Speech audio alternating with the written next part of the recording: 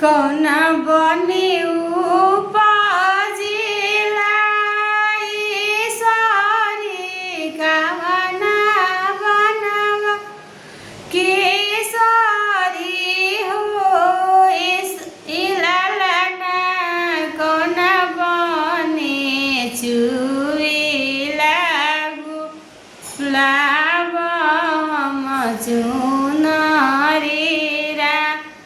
गाई भी हम चुनरीरा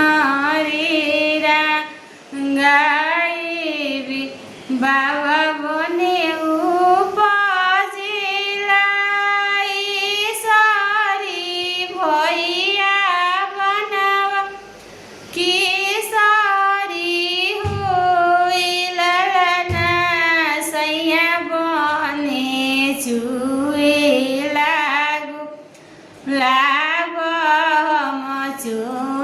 चुंदरीरा गाई भी हम चुंदरीरा गाई भी से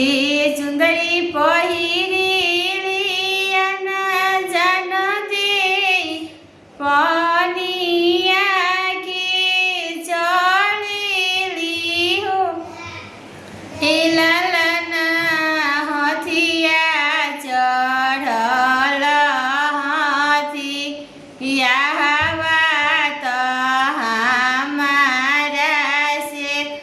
बोली करे रोड़िया फीकी मारिले मचिया बैठली तू सासू सरबी गुणवी आगर होई सासू हथिया चढ़ल हथिया बात हमारा से बोली करे रोड़िया फीकी मारिला कैसन हई उजी हथिया त कैसनिमा हाउती हई बहुआ कवन बरन हथिया बात तोहारा से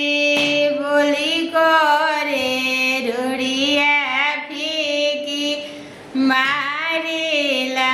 करिया जे हई उजी हथिया त लाल रंगमा हाउती होई सासू संवर बरन बात हमारा से बोली करे रोड़िया फीकी मारिला भूली गईलू हुई बहुआ भूली गईलू भारी निंदिया भूली गईलू होई बहुआ उतहरे बहुआ हमारत तोहारा से बोली करे रोड़िया फीकी मारिले सानावा चलावेले मटकी चला